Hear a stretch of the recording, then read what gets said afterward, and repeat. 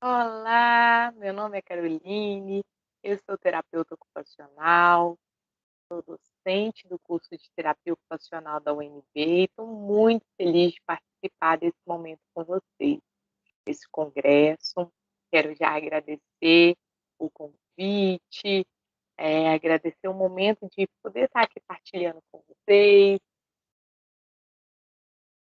Já peço desculpas pelo tom da voz, estou saindo de um processo gripal, mas não podia deixar de gravar essa aula para que a gente possa refletir um pouco sobre essas questões relativas à deficiência.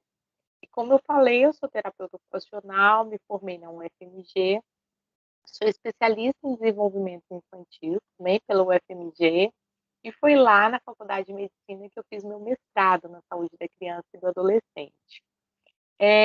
Posteriormente, eu fiz meu doutorado aqui na Universidade de Brasília, no qual eu estudei um pouco da trajetória do acompanhante do recém-nascido neonatal, mais especificamente as mães. E aqui é delas que eu vou refletir um pouquinho com vocês, mas sobre outra perspectiva. Quando me convidaram para esse congresso, fiquei muito pensativa, o que eu poderia contribuir para vocês, né? Quais reflexões eu poderia trazer para que a gente ampliasse um pouco o olhar desse tema. E aí, lendo alguns artigos, lendo algumas temáticas recentes, me veio a questão de um tema que a gente fala, comenta, mas a gente perpassa por ele. Às vezes a gente não tem oportunidade de aprofundar, oportunidade de refletir sobre a sobrecarga dos familiares de crianças com paralisia cerebral. E aqui a gente pode estender para um todo, né? Como que tem sido essa sobrecarga no sentido de cuidado, no sentido de tratamento, no sentido de suporte que essa família dessas pessoas com deficiência passam. Então, aqui em específico, eu vou discutir um pouquinho com você, eu vou falar um geral do desenvolvimento infantil, para depois falar da paralisia cerebral, e eu vou apresentar um estudo que foi feito lá em Belo Horizonte com familiares de criança com paralisia cerebral. Então, sintam-se à vontade para depois, se quiserem mandar alguma dúvida, alguma pergunta. Ao final, vou deixar meu e-mail, meu Instagram. É muito bom sempre poder compartilhar com vocês. E a gente, esse momento, essa troca, ela acrescenta muito. Então, vamos seguindo, né? Mais uma vez, quero agradecer o Congresso Brasileiro Multidisciplinar sobre Deficiências, sobre essa oportunidade de estar refletindo um pouquinho com vocês. Então, vamos pensar no desenvolvimento infantil, né? Ele é um processo sequencial, contínuo, que está relacionado à idade cronológica, né? Pelo qual o ser humano ele adquire uma quantidade de habilidades. Então, para cada idade, quando a gente fala essa questão cronológica, a gente espera um desenvolvimento de habilidades dessa criança, ou se eu estiver falando de um adolescente, independente do ciclo de vida. Gente, eu vou fazendo umas pausas para dar uma hidratada na garganta. Então, vamos lá, né? Essas habilidades, né? Elas começam de movimentos simples e desorganizados e vão evoluindo até progredirem numa execução de habilidades altamente organizada e complexa. Então, por exemplo, eu peguei esse copo de água. Isso já é uma habilidade altamente organizada e complexa. Se eu observar um bebê tentando alcançar esse copo, às vezes ele pode até alcançar, fazer a pressão, mas pelo peso ele vai desequilibrar e vai cair. Uma criança um pouco maior, ela consegue fazer a pressão, consegue levar, segurar o copo, talvez com uma firmeza, mas talvez não vai conseguir fazer o movimento de bebê. Então, quando eu falo Vou até dar exemplo do que eu fiz agora. Quando a gente fala dessas habilidades no desenvolvimento infantil, tem um desenvolvimento, né? Elas vão progredindo, elas vão evoluindo, de forma a sair de movimentos simples para habilidades altamente organizadas e complexas. E é importante a gente entender que essas habilidades é um conjunto, né? Não só do sistema musculoesquelético, mas da função cerebral, e todo um sistema, a interação desses sistemas que interage até o amadurecimento da habilidade, no qual a criança, né, dependendo da habilidade que a gente esteja falando, consegue desenvolver e executar de uma forma mais organizada e mais complexa. Por que eu introduzi um pouco do desenvolvimento infantil? Porque eu vou trabalhar com vocês é, o que pode comprometer esse desenvolvimento, né? O que pode comprometer a execução dessa habilidade. E a gente tem que a paralisia cerebral, ela é que mais acomete, é mais comum na primeira infância, né? Crianças. Ela é uma condição não progressiva, é uma encefalopatia crônica, né? Não progressiva da infância. A gente já teve palestras aí excelentes sobre o tema.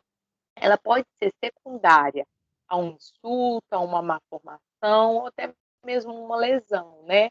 Ela pode ocorrer nesse período pré, peri ou pós-natal, né? E ela afeta o sistema nervoso central na sua fase de desenvolvimento e maturação. Ela é predominantemente motora, né? E acarreta distúrbios no tono muscular, na postura e no movimento. Manifesta, muito marcante a manifestação dela pela falta do controle dos movimentos ou de modificações adaptativas desse comprometimento muscular. Em alguns casos, pode até evoluir para deformidades ósseas, né? Ela compromete a paralisia cerebral a funções do sistema músculo-esquelético de manifestações variadas, né? E ela influencia no desempenho das atividades e das tarefas do cotidiano da criança. Então, dependendo do grau dessa paralisia cerebral, essa criança pode ter limitações desde um movimento membro superior até limitações mais complexas. E essas limitações vão interferir diretamente na realização das atividades e tarefas do cotidiano dessa criança.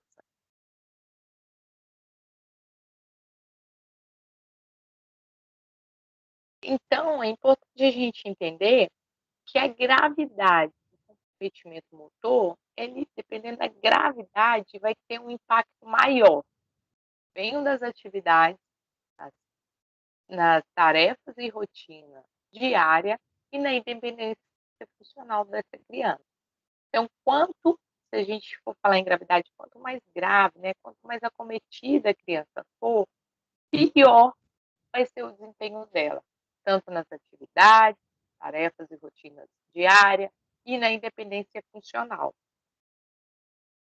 E isso, gente, vai estar relacionado diretamente à maior quantidade de auxílio que essa criança vai precisar receber para realizar essas tarefas. Então, a quantidade de auxílio que essa criança requer, ela pode se assemelhar a cuidados disponibilizados, por exemplo, a um bebê nos primeiros meses de vida.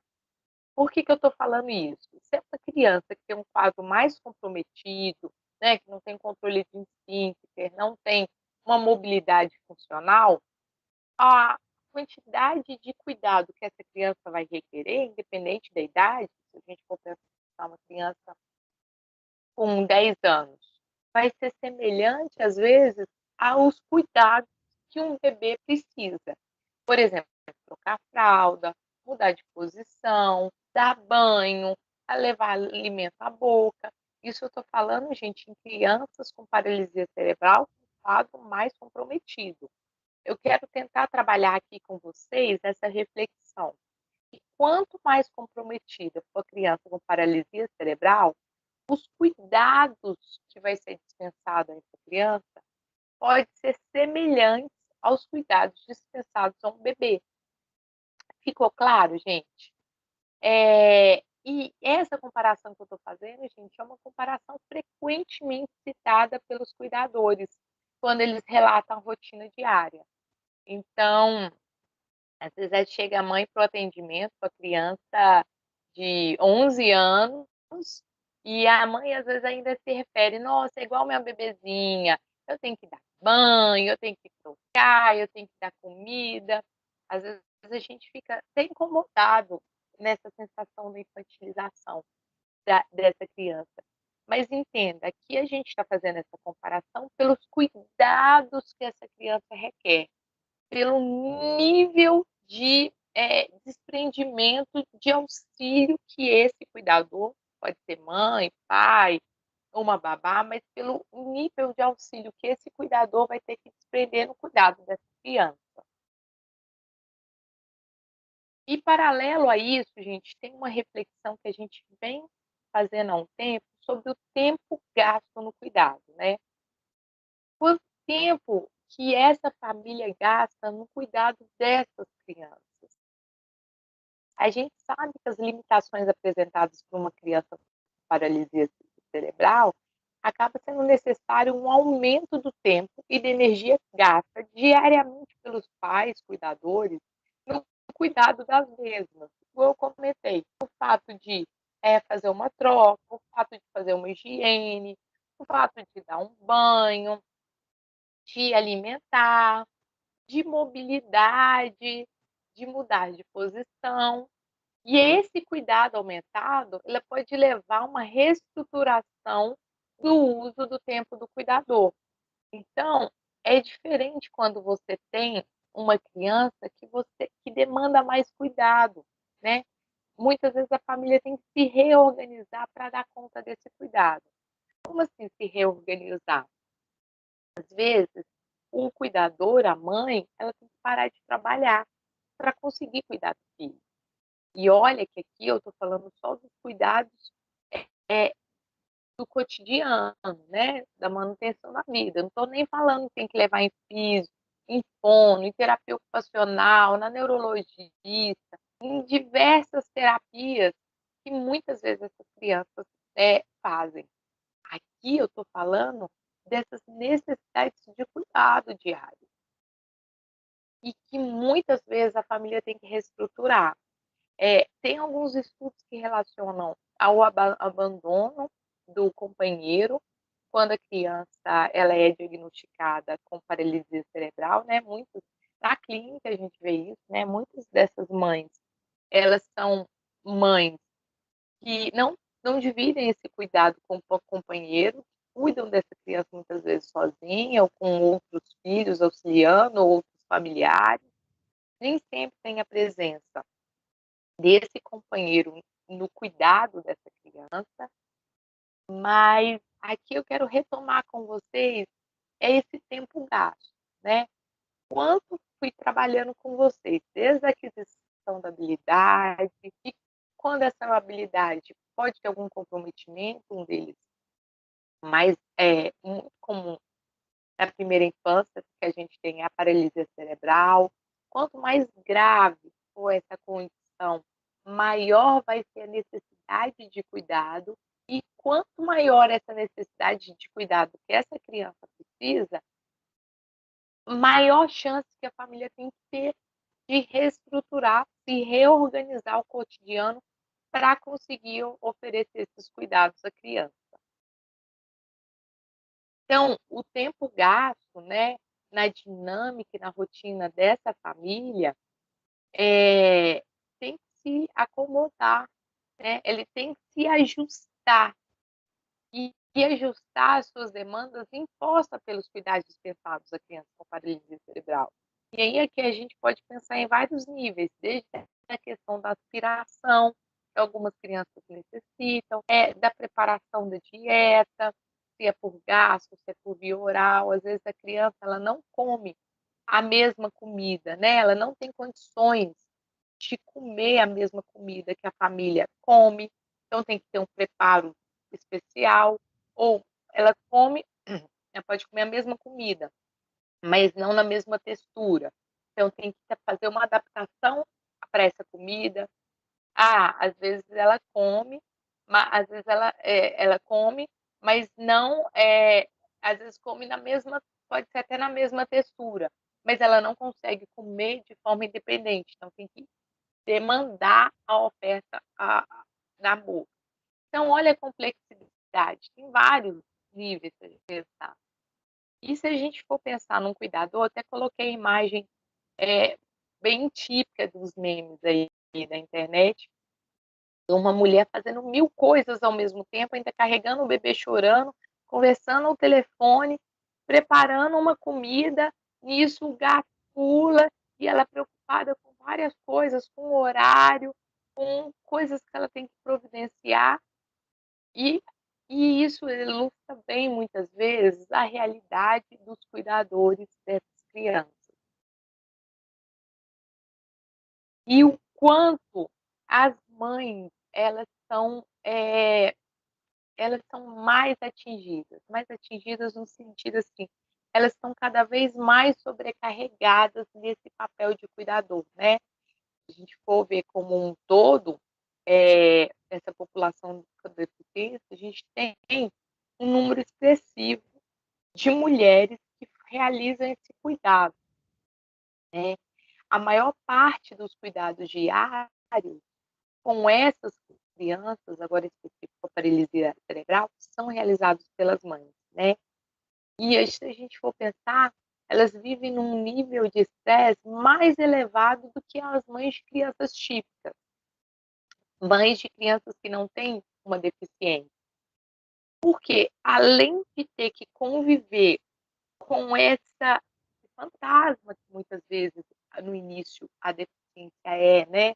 O diagnóstico chega para a família, elas têm que lidar também com o aumento da carga, com uma sobrecarga nesse cuidado, né? Daí a gente tem riscos mais elevados dessas mulheres desenvolverem perturbações no nível da saúde mental e no bem-estar psicológico. E olha aqui que eu não estou nem falando físico, porque também tem a sobrecarga, né? Dessa realização, desse cuidado diário. Mas essas mulheres, elas têm significadamente maior risco de desenvolver perturbação nesse nível da saúde mental e do bem-estar físico, né? Além disso, ela tem diminuição dos tempos livres, né? Alteração na sua situação profissional, muitas têm que abandonar o trabalho para cuidar do filho, tem uma sobrecarga financeira elevada, não só por causa do abandono do trabalho, mas porque muitas vezes essas crianças demandam um cuidado mais oneroso. Então, se a gente for pensar numa criança que usa fralda, né? Uma criança que usa fralda, pensa quanto que é um gasto só dessa fralda, né? Uma criança que tem controle de esfíncter, que tem que usar a fralda diariamente. Olha, eu estou falando de um dos gastos, né? Não estou falando da medicação aqui, eu não estou falando dos recursos tecnológicos, né? Cadeira, órtese, eu não estou falando de cuidar da saúde, procedimentos, não estou falando das terapias, estou falando num detalhe, por exemplo, da fralda. Além disso, dos sentimentos de culpa e a sensação do isolamento social, que é muito marcante nessas pessoas, né? Nessas mulheres, mães que cuidam de filhos com deficiência. E aqui eu trouxe alguns estudos para a gente refletir sobre isso. John e Dad, 85, olha só, eles já estavam atentos a essa questão. Eles compararam o tempo gasto, gente, com mães de crianças em idade escolar, são de 3 a 5 anos, com desenvolvimento típico, e com mães de crianças da mesma idade, mas com alguma deficiência física. No que se refere aos cuidados, né, física da criança, atividades relacionadas à alimentação, banho, cuidado pessoal, transporte, os resultados encontrados indicaram que essas mães dessas crianças pré-escolar com deficiência física, elas gastam significadamente mais tempo no cuidado físico da sua criança do que as mães de crianças com a mesma idade que não têm uma deficiência física, como era esperado, né? Outro estudo interessante da gente pensar é do Curran, de 2001. Ele foi semelhante ao estudo anterior que eu falei com vocês, e ele também comparou, né, esse tempo gasto. O cuidado da criança com deficiência grave, ele é significativamente maior quando comparado a uma criança com desenvolvimento normal. Então, o tempo que a mãe gasta para cuidar de uma criança com deficiência é significativamente maior do que o tempo que uma mãe gasta para cuidar de uma criança que não tem uma deficiência. E esse cuidado aumentado, gente, ele pode levar a uma necessidade, igual eu comentei anteriormente, de reestruturação do uso do tempo do cuidador, né? Podendo influenciar na dinâmica da rotina diária da família, que tem que se acomodar e ajustar as demandas impostas pelo cuidado dessa, né? Cuidado pensado dessa criança com paralisia cerebral. Então, foram alguns estudos que eu trouxe para refletir sobre a sobrecarga dessa mãe no cuidado do filho. E ainda tem mais um que eu quero falar com vocês. Também esse estudo de Crowell e Flores, eles compararam o uso do tempo de mães com criança com deficiência com mães de criança com desenvolvimento típico. A gente não fala de desenvolvimento normal, a gente vai trabalhar com a nomenclatura do desenvolvimento típico, né? Do que é esperado para aquela idade de uma criança que não tem algum comprometimento. Então, comparando essas duas crianças, eles encontraram diferenças significativas nos dois grupos, como todos os outros estudos anteriores, como é de se esperar, né? Então, as horas médias gastas por semana de mãe nas ocupações que envolvem atividades do cuidado com as crianças é a atividade de lazer. Sentindo essa diferença, gente, eles demonstram que as mães das crianças com deficiência, ela gasta mais tempo nas atividades de cuidado com criança e menos tempo em suas atividades. Então, nas suas atividades de lazer, nas suas atividades de cuidado, nas suas atividades de trabalho, elas têm que gastar mais tempo no cuidado da criança, acarretando que elas gastem menos tempo no próprio cuidado, né? Menos tempo com elas mesmas. Então, eu quero partilhar com vocês um estudo que nós fizemos lá em Belo Horizonte, semelhante a esses que eu apresentei, que eram todos estrangeiros. A gente fez esse estudo com essa população brasileira, que a gente dividiu o nosso estudo em 3 grupos. Então, foram com mães de crianças com paralisia cerebral, numa idade de 3 a 14 anos, e que tinham como comprometimento motor o nível 4 e 5 do GMFCS. Depois eu vou explicar para vocês sobre o GMFCS, tá, gente? A gente comparou essas mães de grupo, né, filhos com deficiência, com mães do grupo de crianças da mesma idade que não tinha nenhum problema motor sensorial. Essas crianças foram pareadas, de idade semelhante, e não só pareadas em idade. Então, as famílias que tinham, né, que essas mães faziam parte com crianças com deficiência, tinham o mesmo nível socioeconômico e cultural do grupo 2, das mães, né, das famílias das mães com as crianças que não tinham deficiência. Só que nesse nosso estudo, a gente ampliou mais um grupo, adivinha qual? Comparando a mãe de bebês sem deficiência, mas que o nível de cuidado fosse semelhante às mães lá com os filhos de deficiência. que demandava mais ou menos esse nível GM-FCS entre 4 e 5. Então, eram bebês que tinham entre 2 e 6 meses.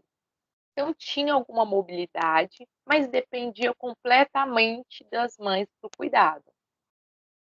Então, deixa eu explicar a vocês. O que a gente fez? A gente pegou o grupo 1, que é mães de crianças com deficiência, comparou com o grupo 2, que é mães de criança da mesma idade, sem deficiência, e comparou essa mãe do grupo 1 também com mães de bebês sem deficiência. Mas esses bebês tinham a mesma demanda de cuidado dessas crianças com deficiência. Vê se fica claro. Vou voltar para os grupos para clarear mais, mas eu vou só explicar o que é o GMFCE. Então, é o Gross Motor Functional Classification System. O que é isso? Ele é um sistema de classificação motora grossa, né? Ele descreve a gravidade do sistema neuromotor, de forma, a forma da locomoção que a criança com paralisia cerebral para sua mobilidade. Então, aqui vai ficar mais claro, ó. Vocês vão conseguir ver aqui na parte de baixo, vou mostrar aqui pela setinha, olha, o nível 1, né, o GMFCS 1 e 2, vendo essas duas, essa setinha aqui, o 1 e 2, ele é atribuído a crianças, porque está lento o computador, ele é atribuído a crianças que andam sem restrição, ou que conseguem se locomover. O nível 3 são crianças que andam com algum auxílio ou suporte. Então, precisa do andador, está na cadeira de rodas, mas consegue se locomover pela cadeira. E o nível 4 e o 5, que foi usado lá na pesquisa, são de crianças, o nível 4, que usa alguma tecnologia assistiva para locomover, precisa de um suporte, e o nível 5 é de criança gravemente limitada na mobilidade. Ela não consegue se locomover, precisa do auxílio. Precisa que alguém auxilie, né, ela nessa locomoção, nessa mobilidade, né? Então, voltando para o grupo. A gente dividiu a nossa amostra em 3 grupos, igual eu falei. Mães do grupo 1, que é crianças com deficiência, com paralisia cerebral, que o GMFT fosse 4 e 5, ou seja, precisa de suporte para locomover, com idade de 3 até 14 anos. Essas mães foram comparadas com mães do grupo 2, de crianças sem deficiência, mas da mesma idade, mesmo nível socioeconômico, mesmo nível de escolaridade, mas mães do grupo 1 são mães de crianças com deficiência que precisam de suporte para locomover, mães do grupo 2 são mães de criança sem deficiência. E lembra que eu falei, a gente ainda incluiu mais um grupo, que é o grupo 3, que são mães de bebês. Por que a gente quis comparar com mães de bebês? Bebês da idade que o nível de demanda de cuidado seja semelhante ao nível do GMFTS 4 e 5. Então, a gente comparou o grupo 1, mães de crianças com deficiência, com o grupo 2, mesma idade. Um tem deficiência e outro não. E mães de crianças com deficiência com mães de bebês. Mas que o nível de cuidado, de demanda de cuidado seja semelhante. Claro. E como que a gente fez? Todas essas mães desses 3 grupos, elas tinham de preencher um diário, né? Um horário diariamente que nós, pesquisadores, dávamos. Durante 7 dias.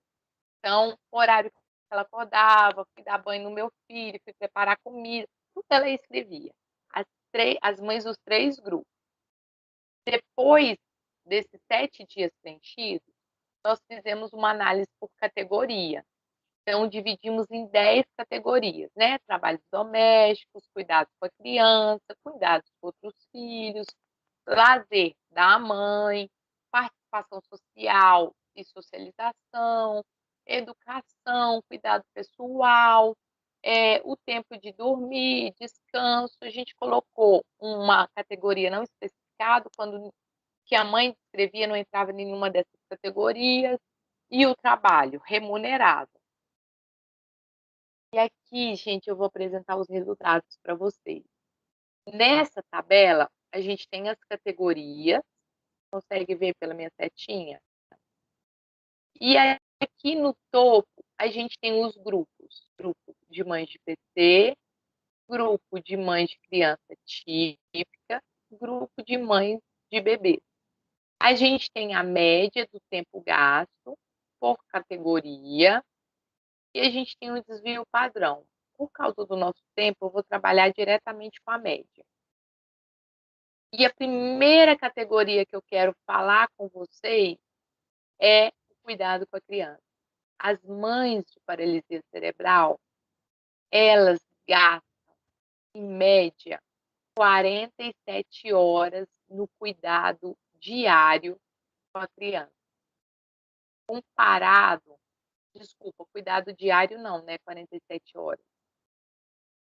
Isso é uma média de tempo, 47 horas no cuidado com a criança, comparado com mães de criança da mesma idade com desenvolvimento típico que gastam 17 horas. Mas lembra aquela comparação das mães de bebês com mães de crianças com paralisia cerebral? As mães de bebês gastam 40 horas. Então, uma mãe com uma criança com deficiência, ela gasta mais tempo para cuidar do filho, até mais do que uma mãe que tem um bebê, de 2 a 6 meses. Considerando, gente, que a mãe do bebê típico, esse bebê vai crescer. E à medida que cresce, esse tempo gasto ele diminui. Esse cuidado ele é intenso, mas nesses primeiros meses de vida e nos primeiros anos. Então, voltando aqui, a média do tempo gasto, né, em uma semana das mães de criança com paralisia cerebral foi de 47 horas. Comparado às mães dos bebês, foi de 40 horas. Comparado às mães das crianças da mesma idade, aquelas crianças que tinham deficiência, que foi de 17 horas. Então, a semelhança do tempo gasto pelas mães do grupo de paralisia cerebral com as mães do bebê pode estar relacionada a essa dependência que essas crianças têm em relação ao cuidado diário, associado a uma necessidade maior oferecida pela mãe durante o cuidado. Mas é aquilo que eu comentei, né, gente? Esse bebê, ele vai crescer. Essa mãe vai diminuir o tempo de cuidado. As mães de criança com paralisia cerebral não diminuem, pelo contrário, né? Com agravamento secundário, né, de outros acometimentos que podem vir associados à paralisia cerebral, muitas vezes elas aumentam o tempo de cuidado. Agora eu vou mostrar para vocês o tempo gasto com trabalhos domésticos. Então, as mães de crianças com paralisia cerebral gastam 25 horas semanais em média, de crianças com desenvolvimento típico 21 horas, e as mães de bebê gastam um tempo menor. Considerando que essas mães de bebê, gente, algumas ainda estão nesse período do puerpério, né, de 2 a 6 meses, estão nesse período do pós-parto, não imediato, mas se recuperando. Dá para a gente perceber também até pelo lazer, que é o tempo gasto no lazer das mães de PC, 14 horas, é semelhante ao tempo gasto das mães de bebês, que é de 14 horas. Já as mães de crianças com desenvolvimento típico gastam 17 horas. Participação social e socialização. Aqui, as mães de PC tiveram uma carga horária de 9 horas, enquanto as mães de criança típica de 8,8 horas e as mães de bebê 7,5 horas. Aqui a gente não teve uma diferença significante. Quando eu falo significante, é estatisticamente, né? Todos esses dados, eles rodaram em programa estatístico, e muito mais do que a gente só falar assim, é maior, é menor, mas é maior significadamente, né? Um dado estatístico significativo. Cuidado com outros filhos, né? As mães de PCC gastam 16,5 horas. As mães de criança típica também gastam em média 16 horas. As mães de bebês gastam em média 22 horas. E esse achado foi ser associado na literatura a um cuidado das mães, principalmente com a chegada do novo bebê, a não tirar tirar toda a atenção do filho mais velho para o filho mais novo, ela tentar equilibrar essa atenção até mesmo por causa da adaptação do irmãozinho que chegou, né? Em relação ao dormir e descanso, né?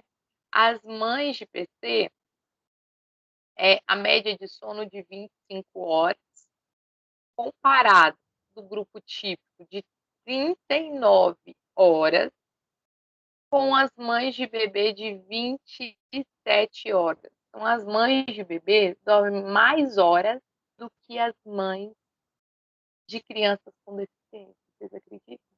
As mães de bebê recém-nascidos, os primeiros meses de vida, o nosso estudo dormiam mais. Seguindo aqui, trabalho. Esse achado, a carga horária de trabalho de mães de PC foi semelhante a mães de criança que não tinham deficiência. Aqui a gente nem conseguiu comparar com essas mães de bebês, porque todas estavam no período de licença maternidade. Se não estavam no período de licença, elas não trabalhavam fora. Então, vamos pensar aqui nesses resultados, né? O que esses resultados eles fornecem informação sobre o impacto que tem um filho com paralisia cerebral grave, né? GMFCS 4 e 5, ou seja, precisa de suporte para mobilidade. Esse impacto, né, está diretamente relacionado à organização do tempo da rotina diária de suas mães. Né? Os resultados revelam de mães com criança com paralisia cerebral, elas gastam mais tempo significativo para cuidar dos filhos comparado a mães de crianças típicas, como era de se esperar, né? Esse é um resultado que já era esperado, devido à limitação funcional que essas crianças têm. Considerando que a gente pegou o grupo do GMFS 4 e 5, né? Crianças que têm maior dependência para a mobilidade. Estudos anteriores, né, que pesquisaram o uso do tempo no cuidado da criança com deficiência, incluíram uma variedade de deficiência. Então, incluíram crianças com autismo, síndrome de Down, paralisia cerebral. Eles também relataram um tempo maior gasto com essas crianças, maior do que comparado com mães de crianças com desenvolvimento típico. Então, não só comparado, no nossa pesquisa, foi só paralisia cerebral. Mas estudos anteriores compararam outras deficiências e viram que mesmo outras deficiências, as mães gastam mais tempo cuidando dos filhos do que mães de crianças que não têm deficiência. Então, a rotina no cuidado do filho de paralisia cerebral grave, ela é pesada e demanda um grande auxílio da mãe, né? Está associada a esses cuidados, também tem que considerar os programas terapêuticos que as crianças frequentam. Então, físio, fono, TO, ecoterapia, hidroterapia e várias outras intervenções, né? O deslocamento dessas mães no cuidado e dependendo da terapêutica, 2 vezes na semana, dependendo da terapêutica, uma fica num lugar e outra fica no lado oposto, porque também tem questão financeira, onde essas mães conseguem de forma gratuita. O tempo no deslocamento, nos transportes públicos, se a gente considerar aqui as mães de que não têm uma condição econômica, né? E se a gente for pensar, elas ocupam todo o espaço livre da sua agenda para atendimentos especializados. E não é raro a gente ver isso na terapêutica. A mãe fala assim, a gente fala assim, eu estou querendo encaminhar, como é que está a organização do horário, querendo encaminhar ele para a fono. Não, eu dou um jeito, mas sem tratamento meu filho não fica, o que eu precisar fazer, e é isso, gente. A demanda, né, é, no cuidado, ocupa toda a agenda dessa mãe. E é comum observar que essas mães, muitas vezes, elas saem cedo de casa com o filho, passam o dia todo fora em peregrinação em consultas e atendimento. Né? Não é raro, às vezes, a gente chega para atender, ou a criança está irritada, está agitada, e aí você vai perguntar à mãe, ela saiu 4h30 da manhã. Eu estou falando de Brasília, né? A minha realidade aqui, gente, às vezes vem mãe do interior do Goiás para fazer atendimento aqui. E às vezes consegue um atendimento, consegue outro, entre a mãe fica sabendo que tem outro atendimento, elas passam o dia peregrinando. Por que eu estou trazendo essas questões para vocês, né? Para nós profissionais que atendemos essas crianças? É muito importante, porque às vezes a gente vê aquela criança, vê aquela limitação, vê aquela possibilidade até terapêutica. Eu sou terapeuta ocupacional, então a gente vê, não, vamos tentar fazer 3 vezes a semana para a gente fazer o treino, para ela alimentar sozinha, e a gente não enxerga a sobrecarga por trás dessa mãe, desse cuidador. Estou falando mãe aqui, que foi o foco da pesquisa, mas é quem é a maioria dos cuidadores dessas crianças. Então, tais informações, gente, sobre a rotina diária dessas mães de crianças com paralisia cerebral são importantes para os profissionais da área da saúde que atuam com essas crianças, que muitas vezes o repertório terapêutico inclui um número elevado de atendimentos, orientações, programas domiciliares, visando uma mudança na rotina referente aos cuidados dessa criança. Eu não estou criticando esses atendimentos, mesmo porque eu sou uma das profissionais que, que indico, que atendo, mas aqui eu quis trazer para a gente refletir junto, sabe? Refletir uma invisibilidade materna, uma sobrecarga dessas mulheres, até para a gente pensar em possibilidades, enxergar aquela criança para além só daquilo que a gente está vendo, mas dessa família, desse contexto, né, dessa organização. O estudo ele revelou que as mães de crianças com paralisia cerebral elas gastam mais tempo cuidando dos filhos comparado a outras mães, né? Esse tempo no cuidado gasto com os filhos do PC, ela pode ser comparado a um tempo gasto de mães com bebês. Só que esses bebês, eles vão crescer. Essas crianças com paralisia cerebral, elas vão crescer, mas elas não vão diminuir a dependência, né? No entanto, os resultados apresentados, a gente não pode generalizar isso para toda criança com paralisia cerebral, tá, gente? Para toda criança com deficiência, porque esse estudo que a gente fez foi limitado a crianças que foram classificadas pelo GMFCS 4 e 5.